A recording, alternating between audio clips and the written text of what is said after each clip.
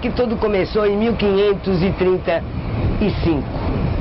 Depois, com o tempo, foi durante os anos de 1600 que começaram a construir prédios magníficos, que estavam todos caindo aos pedaços e hoje reconstituídos. São prédios que trazem a arquitetura europeia, inclusive a Bolsa de Valores de Pernambuco está aqui presente, que é bem no centro de Recife, do lado do porto. Os prédios todos antigos estão sendo hoje reconstituídos. E tem uma peculiaridade nessa parte da cidade, que nós vamos pessoalmente agora presenciar, porque era uma zona portuária. E zona portuária tem aquilo que nós chamamos das fontes, de um mundo baixo, com prostituição e tudo mais. Hoje, a prefeitura conseguiu tirar todo esse mundo cão daqui e reconstituir uma cidade para turistas ver. E nós, como turistas, nós vamos até lá. É atrás do prédio da Bolsa de Valores. E já atrás da Bolsa de Valores, numa rua que tem um belíssimo nome, que é Bom Jesus. Mas quem vai contar a história é o Cadipo. E nós estamos aqui com todas esses casarios reconstituídos. Reconstruídos depois da década de 20. Esse casario foi em 1800... A partir de 1890 para cá, esses prédios começaram a tomar os lugares onde eram sobrados de madeira, grandes sobrados de aqueles triangulares, aqueles grandes sobrados de frontais de madeira. Coisas enormes que foram dando lugar a essas casas, esses prédios de alvenaria que tentaram mais ou menos seguir a mesma linha, tamanho, mesma linha, mais ou menos a mesma... Isso como é que estava? Muito quebrado agora? Aí, isso aqui sofreu um processo de degeneração fabuloso. Olha que graça. Até 1990, isso aqui tinha ligação com o porto. A gente tem aqui a loja, aqui tem o sindicato de todas as categorias que trabalham nos portos. Ali na frente é a administração do porto. Aqui à direita a Williams, é a maior agência de navegação daqui, que trabalha no porto de Recife. Só que o porto, antes da privatização, já estava bem decadente. Até que em 1992, quando o prefeito Jarbas entrou na prefeitura, ele começou a ter ideia: por que a gente não vai revitalizar isso aqui e transformar num principal polo de lazer, que a gente precisava de polo de lazer aqui. Sim, aqui não tinha nada. E quem morava aqui, além dessas grandes empresas ligadas ao porto? Morava a prostituta em cima, eram grandes cabarés aí em cima. Grandes... É Bataclan, aqueles negócios, aqui chama também? Cafetina, era o ponto de cafetina. Os cafetões moravam, traziam as mulheres pra cá. Aquela praça ali que hoje está revitalizada. Mas a praça está longe, ainda nós não podemos ver. Era cheira-cola e... Mas tinha cola nessa época? 1990? 890? 1990. Agora. 7 anos atrás, aqui era só tinha prostituta e... Até 1992, começou a revitalização daqui para transformar isso aqui no ponto de lazer. Então a calçada foi ampliada, a calçada até ali, o cantinho foi ampliado. As casas não foram só passadas muito. Aliás, em Recife, todas as calçadas são estreitas. Em quase todos os bairros, só na praia, que elas são... As antigas ruas. Então todas as casas, a grande maioria das casas passaram por remodelações, inclusive de encanamento, de luz. Hoje você não vê poste aqui, não é de propósito, para não sujar. Só tem lampiões. Lampiões, porque passa tudo por baixo, tudo subterrâneo. Estamos num pátio de uma igreja que eu não sei o nome, mas é você o guia? Sou guia turístico daqui da cidade. Boa tarde. Boa tarde. Você é guia turístico, assim? Meu nome é Danilo. Danilo, muito prazer. Como guia, vou me identificar, né? Mostrar minha carteira. É normal? É. A gente foi ao curso. Você quer ver a minha também, né? Não. Nilo, guia turístico, Praça do Carmo. É aqui? Não, aqui é Alto da Serra. Praça do Carmo é o local onde a gente tira a carteira. Ah, tá certo. O Danilo Inácio de Souza. Muito prazer, Danilo.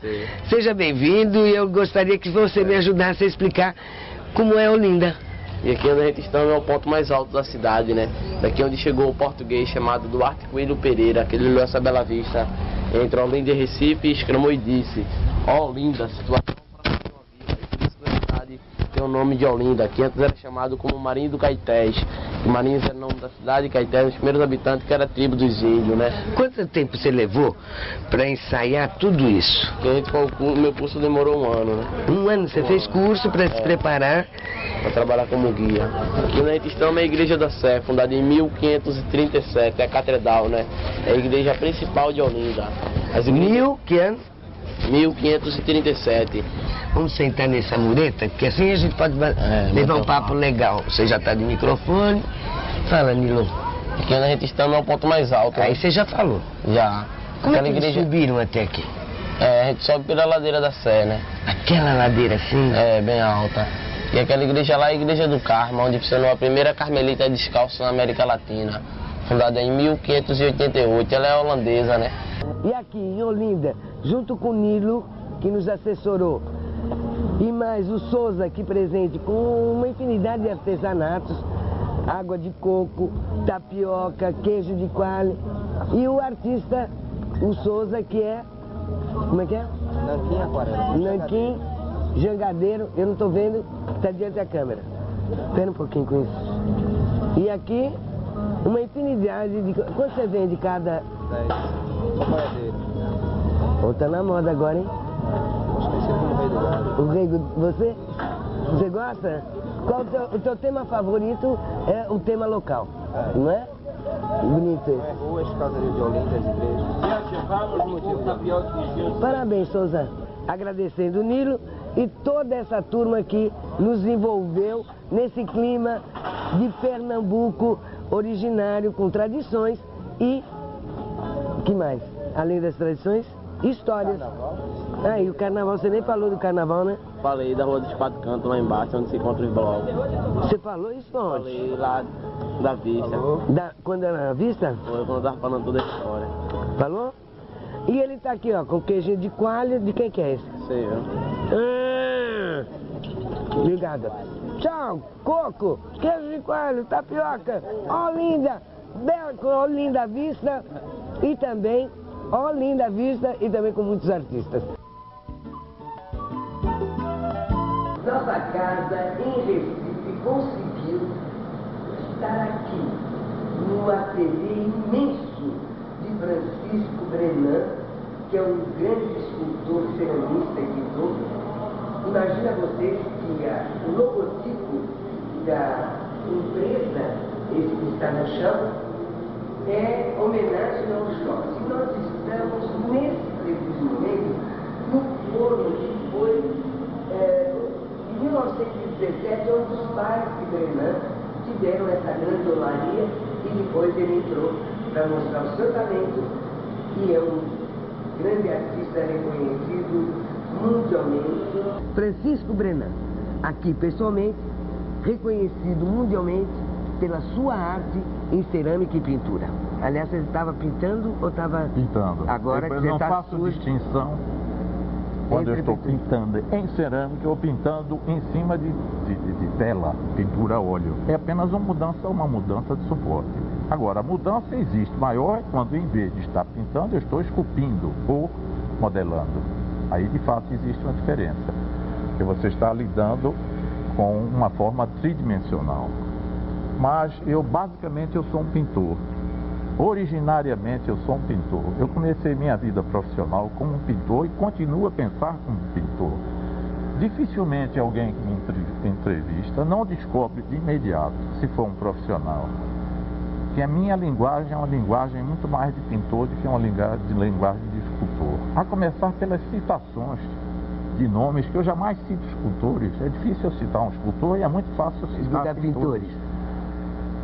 Todo o meu período, eu diria, de aprendizado na Europa, foi um período de aprendizado de pintura. Eu fui iniciado na cerâmica muito mais jovem, porque eu nasci praticamente... Que o seu pai é que abriu a cerâmica. Mas era fazendo um empresário de cerâmica, mas sendo um empresário de cerâmica, produzindo telhas e tijolos, de uma certa maneira já estava iniciando um processo cultural. sem essa infraestrutura industrial não haveria possibilidade de eu ter também me transformado num artista, porque era necessária a tecnologia. Em grego, a tecno, é saber fazer, é a técnica necessária para saber fazer. Mas tecnologia é uma coisa e criatividade é outra. Mas isso, uma coisa depende da outra, porque você levou para o outro lado. Você não pode, na arte existe também uma palavra estranha, porque pode ser artifício. E não arte. Entende? Não arte, pode ser o artifício. O artifício também está embutido dentro do saber fazer. Entende? O artefato, o artesanato. Existem palavras... Mas depois dessa sua viagem no exterior, estudando na França, vocês França, são de... Itália, Espanha, vários países origem europeus. Aparentemente francesa pela maneira como o nome é pronunciado aqui no Brasil, Brenan. Mas de origem inglesa. Viemos, quer dizer, a parte europeia da minha família veio do Lancashire, um pouco acima de Manchester. Então, aí você estudou na Europa? Eu estudei na Europa, mas estudei pintura. Quando eu voltei, o que aconteceu foi o seguinte: logo em chegando a Paris, não precisou mais de uma semana, eu fui convidado por um amigo, o pintor Cícero Dias, pintor muito conhecido no Brasil, hoje já com mais de 90 anos, enfim, ainda um remanescente da velha guarda, ainda uma pessoa que nos remete a Portinari, de Cavalcanti, a Guignard, enfim, aos grandes mestres da pintura, e lembrando também Lazare Segal, que embora não seja nascido no Brasil, é um pintor que pintava no Brasil, isso para mim é o bastante. Alfredo Volpi também não era nascido no Brasil, mas era um pintor que pintava no Brasil, portanto fazia pintura brasileira. E tem um outro também que usava nanquim. Nanquim? Que foi conhecido, que ele deixou, o Debré?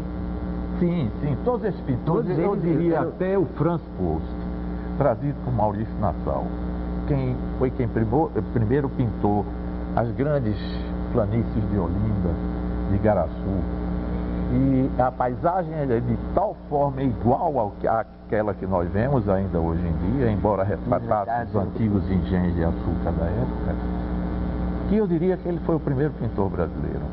Pintou em terras brasileiras, uma paisagem brasileira e com a luz brasileira. E o Brenan? Então, o Brenan chegando em França, ainda meio preconceituoso contra a cerâmica, estranhamente preconceituoso, por heranças conceituais do século XIX, que achavam que a cerâmica era uma arte menor, apenas uma arte utilitária, e eu olhava a cerâmica já de viés, meio desconfiado.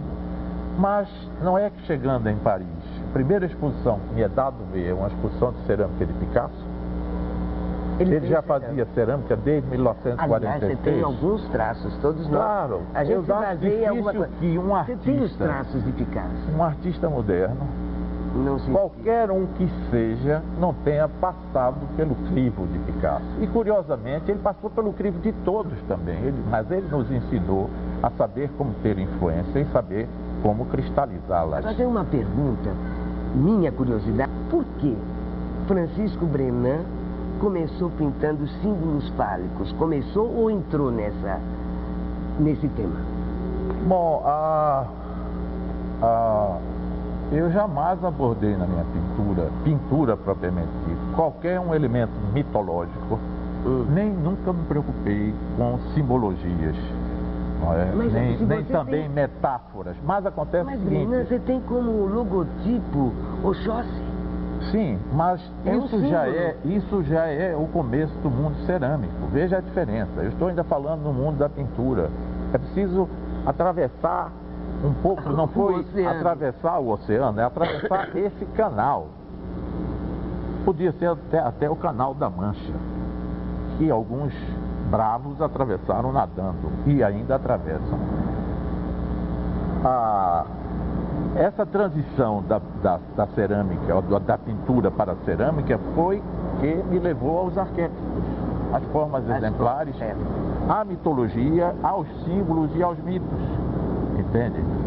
Portanto, aí começaram a aparecer as formas fálicas, começaram a aparecer as formas gonádicas, começaram a aparecer os símbolos, começaram a aparecer as formas mitológicas, que jamais foram abordadas na minha pintura. Eu não tenho pintura, ainda hoje, que eu poderia, à medida que fosse penetrando nesse mundo da cerâmica, igualmente na pintura eu fosse explorando as mesmas motivações, mas eu me recuso, porque são dois mundos diversos. Diferente. Um é o mundo da terra, está ligado ao barro, à vida, ao início de tudo. Nós somos feitos de terra. Exato. Um é ligado ao mundo do fogo. É preciso lembrar Prometeu, que eu mostrei esse primo de Zeus que roubou a chama e concedeu aos homens. Quer dizer, os primeiros oleiros, esses foram os primeiros demiurgos, esses foram os primeiros formadores de elementos que criaram as formas cerâmicas, aqueles que realmente, possuindo a chama, poderiam queimar o barro e dar a forma dos homens. Quer dizer, há até uma certa semelhança com os mitos arcaicos, mesmo sagrados, os mitos bíblicos, de que o homem foi feito de terra, mas ele foi feito de terra e certamente de água, de ar e de fogo.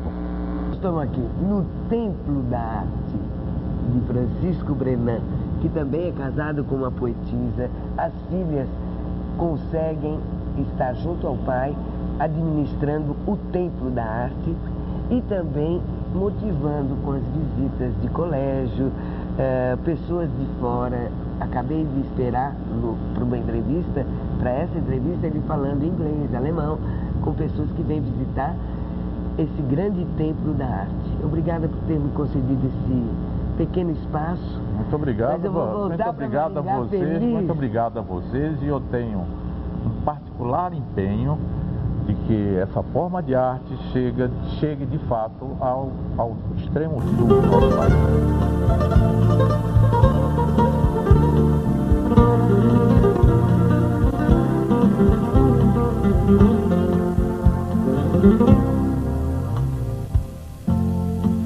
Pena que você não sinta que eu te amo. Como viram, eu tive o privilégio de entrevistar o artista plástico Francisco Brenan diretamente do seu Templo das Artes. Então, até o próximo sábado, às 10 da manhã, aqui na Band de Maringá. Até lá e obrigada pela audiência.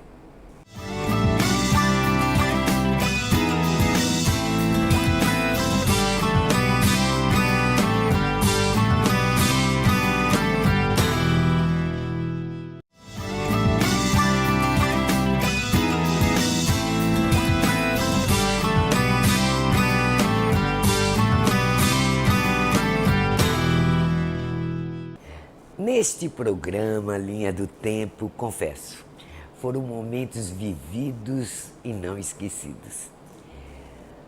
No final do ano de 1998, eu recebi na minha casa o casal Doutora Késia e o Edmundo Albuquerque. Ela, todos sabem, atua até hoje na área da saúde, é especialista em ginecologia e obstetrícia. Ele, o seu Edmundo, que foi radialista, apresentador de TV, hoje está na área de turismo. Pois bem, esse casal veio do Recife, migrou para Maringá, foi motivo então da minha homenagem hoje.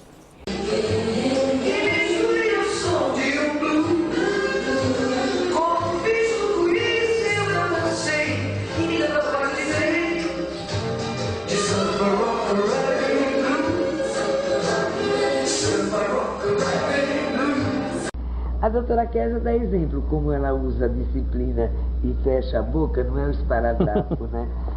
Mas aconselhando também as suas clientes a fazerem a mesma coisa na gestação, porque existe aquele negócio de falar, se ela passa vontade, a criança nasce com... Não existe. Aquilo é com defeito, com problema no lábio, não existe nada disso. Bom, agora tem que curtir um pouquinho, né? Tem que curtir um pouquinho, pedir o marido que vai buscar alguma coisa, isso faz parte, né? Mas assim, cientificamente não, nada não. Eu confesso que eu nunca fiquei gestante. Mas esse negócio da gestante ter desejos, tem fundamento? Não. É charminho? É charminho. Eu tô com uma vontade de comer tijolo. Tampa de moringa, né? Jaca, meia-noite. Jaca tenho aqui. Quem quiser, quem está gestante e deseja comer jaca, eu posso fornecer em janeiro, fevereiro, já estão maduras. Mas não tem nenhum fundamento? Não, nenhum fundamento. E aquelas crianças que nasceram com pedaço de couro de boi, de porco aqui que tem? Nunca vi. Eu trabalho em maternidade já há 30 anos. Porque eu comecei a trabalhar na maternidade desde o 2º ano. Nunca vi. Isso que você está falando, nunca. É lenda. Mas eu já vi gente com mancha. Ah, sim, não. Daí é mancha na pele, é nevos, é hemangioma com mancha na pele. Mas não é porque a mãe desejou nada. Eu tinha uma tia que ela era toda vermelha assim, aqui a Nena. Toda vermelha de um lado e a minha bisavó, a mãe dela, disse que ela ficou com desejo de vinho. Italiano toma vinho todo dia, na hora do almoço. Que desejo de vinho. Então não tem fundamento. Não tem fundamento, é lenda mesmo. Maravilha. E com a lenda de que você pode ter vontade, mas se não estiver na praça, não vai fazer. O marido vai buscar. É chave. É chave. É para chamar atenção. E tem que chamar um pouquinho também. Afinal de contas, somos nós que carregamos o bebê 9 meses, né, Mirna? O marido também tem que dar um apoio, participar um pouco, né? Fazer uma sociedade, lógico, uma logística, né? Mas é tão bonito. Eu não tinha ainda conhecido a doutora Kézia, porque quando a gente vai em festas da sociedade, o som é alto, a gente pode conversar limitadamente, não dá pra gente fazer assuntos, né? Mas foi um prazer muito grande. O prazer foi todo meu, aqui Mirna. na nossa casa, dentro desse ambiente intimista, porque você é uma pessoa linda. Obrigada, Mirna. Muito bonita. Mas eu assino embaixo, hein? Você assina. Assino embaixo. O Edmundo eu conhecia mais proximamente. Deixa eu explicar uma coisa. Eu, quando casei, eu aprendi uma lição. Disse que você pode ser o que for, mestre, doutor, o que você quiser. Mas casou com médica, é marido da doutora. Você assume isso. Não tem nenhum problema. Mas não é bonito. É o marido da doutora, não acabou, não é bonito? É porque ele é o meu doutor também. Não é, mas dificilmente você vê um homem como o Edmundo, que para diversas cabeças isso é humildade. Não é? Doutora, você. Mas você, com essa sua humildade, vocês são companheiros, cúmplices, amigos. E você assume isso com galhardia, com orgulho. Sem dúvida nenhuma, doutora. Muito orgulho. E orgulho da esposa e dos 2 filhos também, né, que seguiram a carreira dela. Moisés, que é nome bíblico. Está indo para dermatologia, e a Adriana para medicina estética, né, já está em processo de pós-graduação. Pode fazer um consultório só para eles também, né? Pode ser assim, prédio. Pode. Porque medicina estética pele. E dermatologia. E ele doença da pele. Exatamente. Breve. Aqui. Na nossa casa, também o Márcia e o Moisés. Conta um pouquinho da sua experiência em viagens. Em viagens não, em companhias aéreas. Em viagens mesmo, Mirna. Na verdade, a minha vida profissional tem sido uma miscelânea de atividades, né? Eu comecei aqui em Maringá, na Universidade Estadual de Maringá, criando o Núcleo de Recursos Audiovisuais, lecionando lá na área de Administração e Economia, assessorando os 2 primeiros reitores. E depois disso, então, a gente militou na publicidade um pouco, né? Criamos a Cunha Rego Publicidade, que na época era a maior agência. Depois adentramos aí pela área de turismo, onde estamos militando até hoje. E devo dizer a você que, como eu disse anteriormente, a motivação para aquilo que eu faço é que me motiva, me impulsiona a cada dia mais buscar o entusiasmo naquilo que a gente faz. E eu tenho muito prazer naquilo que eu faço. Há pouco tempo atrás estavam levando grupos para fora do país, levamos muitas e muitas crianças e pais de crianças para Disney, muitas crianças, levamos grupos para Nova York. Depois eu sofri essa cirurgia esse ano, né, 2 cirurgias da coluna, de hérnia de disco, e eu fiquei limitado com relação eu vou perguntar, peso, principalmente. Você acha que hérnia de disco tem que fazer cirurgia mesmo? Em alguns casos. Mas ele fez 2 hérnias. Fiz 2 cirurgias quase que simultâneas, né? Com 19 dias eu me submeti a 2 cirurgias. E isso, de certa forma, pelo menos nesse primeiro ano, depois pós-cirúrgico, isso me trouxe problemas com relação a não posso levantar peso, não posso fazer grandes esforços. E com relação a essa atividade de levar grupos para fora do país, evidentemente que está descartado, não tem condição. E pega a mala, leva a mala, põe mala. Não posso fazer mais isso nem tão cedo, né? Hoje eu posso fazer viagens de recreio com a minha família, tudo isso, e isso aí nós vamos procurar continuar fazendo. Mas levando grupos em viagem, principalmente para fora do país, eu não tenho condições mais de fazer por limitações de saúde hoje. Agora, aparentemente, ninguém disse que você teve problema de coluna. Você está ótimo. E eu tive crise grave. E continua com um sorriso, um alto astral, como altíssimo sempre, astral. Né? As pessoas às vezes perguntam, Edmundo, você não tem problema? Porque eu sempre te conheci rindo, né? Contente. Não, a gente tem problema, sim. O que eu não tenho é o direito de contagiar as pessoas com os meus problemas, porque isso também não contribui para melhorar a solução dos meus problemas, né? Agora também essa família bonita de mãe, pai, 2 filhos, um casal, que você teve sorte de ter um casal, dentro também desse espírito de fé que vocês têm, que vocês são adventistas. Nós somos presbiterianos. Presbiterianos. Somos cristãos, né? Nós somos cristãos. Qual é a presbiteriana? É aquela da 15? É da 15 de novembro, presbiteriana independente. Certo. E vocês são frequentadores, vocês estão sempre... O cristão, vamos dizer, ele traz a família dentro de uns conceitos que só pode trazer o sucesso e essa harmonia em paz, não é não? É verdade. Que parabeniza o seu profissionalismo, a sua competência dentro da área de saúde, esse respeito que todas as pessoas têm, eu acho lindo e é merecido. Obrigado. Eu agradeço muito que você tenha aceito esse convite. Obrigada. E o Edmundo, com toda essa versatilidade, homem de turismo, homem de ação, A gente fez televisão muitos anos, né? E gente quem é do mar não enjoa, né? E também, quando você for para Recife, me avisa para me mandar um abraço para o irmão, que eles são lá do norte e vieram há 25 anos aqui em Maringá trazer todo esse profissionalismo do casal e ainda criaram os filhos para ficarem aqui. E aproveitando a viagem de recreio, eu aqui no Recife, no fundo, o porto de José Estrelita. Eu nem conheci, mas nós vamos saber durante essa programação.